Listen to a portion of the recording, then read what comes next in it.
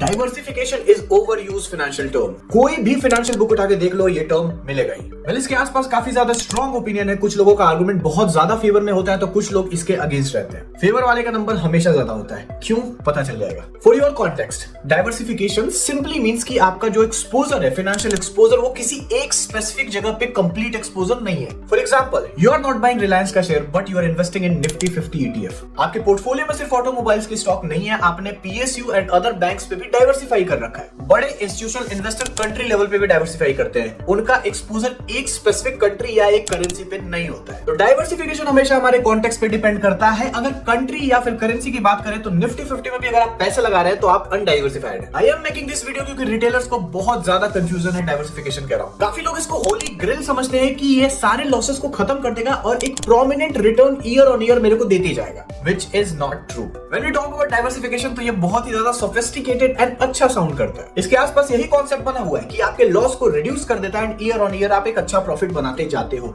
Well, ये बात गलत कंप्लीट नहीं है, बट ये सिर्फ 20% सच्चाई है। अगर आप एक रिटेल इन्वेस्टर हो तो आप स्टॉप लॉस और रिस्क रिवार्ड का भी यूज कर सकते हो अपने लॉसेस को बचाने के लिए। आपको बस याद दिला दूं कि जब भी बेयर मार्केट आता है, बाजार में जब मंदी आती है, तो उस समय ये नहीं दिखता कि ये बैंकिंग स्टॉक है तो इसको कम गिरना चाहिए, ये ऑटोमोबाइल स्टॉक है इसको ज्यादा गिरना चाहिए। सारे के सारे स्टॉक बहुत ही तेजी से गिरते हैं एंड कंप्लीट सेलिंग में चल रहा होता है। कोई भी फंड मैनेजर या बड़े इन्वेस्टर अगर वो लॉन्ग है तो इस चीज से बच नहीं पाते। So why diversification is required? The real reason for diversification is that you don't know that what is going to win. Who is the next winner?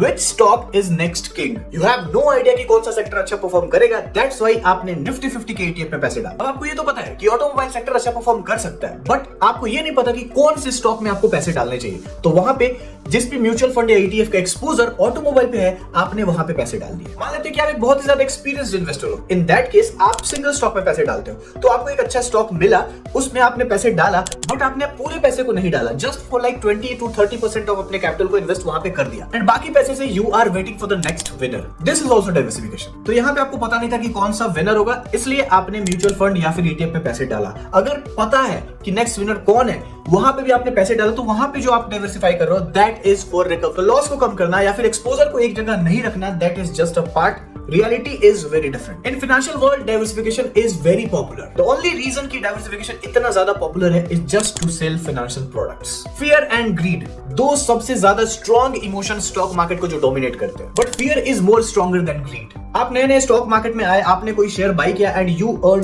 Good profit, तब तो आप बहुत हैप्पी हो गए। बट वहीं पे आप आए, आपने स्टॉक बाई किया एंड वो स्टॉक लॉस में चला गया, तो आपका पहला इन्वेस्टमेंट ही लॉस में चला गया। अब आपको किसी ने म्यूचुअल फंड या ETF के बारे में बताया, या फिर आपने कोई एड देखा जहां पे बताया जा रहा था कि आप डाइवर्सिफाई कर लो तो आपके लॉसेस बच जाएंगे और एक अच्छा रिटर्न ईयर ऑन ईयर आने लगेगा। It makes very good impression कि हम वेल डाइवर्सिफाइड हैं मार्केट में। और यहाँ पे एक और फैक्टर है कि डाइवर्सिफिकेशन के अराउंड बहुत ही ज्यादा एडवर्टीजमेंट भी है, जिससे इंफॉर्मेशन लोगों तक पहुंचाया जाता है just to sell the products. That's why it is so popular. I am not saying कि म्यूचुअल फंड खराब है या फिर उससे रिलेटेड एड्स खराब है। I am just putting out the facts of diversification. Now let's talk about the wrong way of diversification. The first is diversification in mutual fund. That means to say कि आपने एक mutual fund नहीं bye किया है, आपने multiple mutual fund bye कर लिया just for the sake of diversification. यहाँ पे एक फैक्टर है कि अगर आपके म्यूचुअल फंड का एक अलग टारगेट है, लाइक फॉर एजुकेशन एक है, फॉर योर होम दूसरा है, for a different international trip तीसरा है, दैट इज अ गुड। वहां पे आपने बकेट बना रखा है एंड उस बकेट में आप पैसे डाल, but just for the diversification आप अलग अलग म्यूचुअल फंड बाय कर रहे हो, that is nonsense. Even in active mutual fund अगर आप अलग अलग म्यूचुअल फंड्स को देखते हो, उसमें काफी सारे आपको सिमिलरिटीज दिखेगी होल्डिंग्स में। तो just say you are creating illusion of diversification in your mind and ये बस आपको मेंटल सेटिस्फेक्शन दे रहा है, रियलिटी में कुछ नहीं हो रहा है। The next is unnecessary diversification. Unnecessary diversification simply means buying stock just in the name of diversification.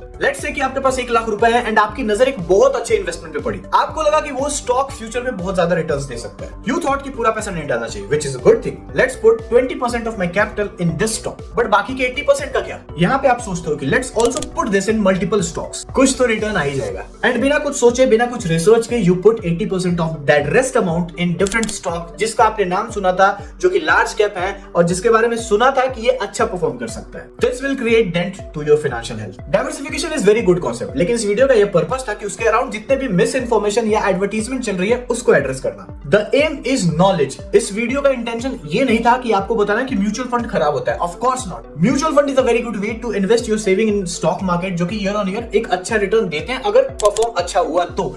लेकिन यहाँ पे समझने वाली बात यह है कि जिस तरीके से आप डाल रहे हैं सेंसिबली डालना चाहिए। ऐसा नहीं ये सोच के डालिए कि डाइवर्सिफाई आपने कर दिया तो लॉस हो ही नहीं सकता है। देयर कुड बी चांस कि मार्केट की भावनाएं बदल जाए एंड आपका जो प्रॉफिट है वो लॉस में बदल जाए, but in a longer run ये रिटर्न, अगर कंट्री डेवलप होती है तो आपको रिटर्न जरूर मिलेंगे। You should diversify but sensibly, not blindly. I hope कि वीडियो आपको पसंद आया हो। चलते हैं, फिर मिलेंगे, बाय बाय।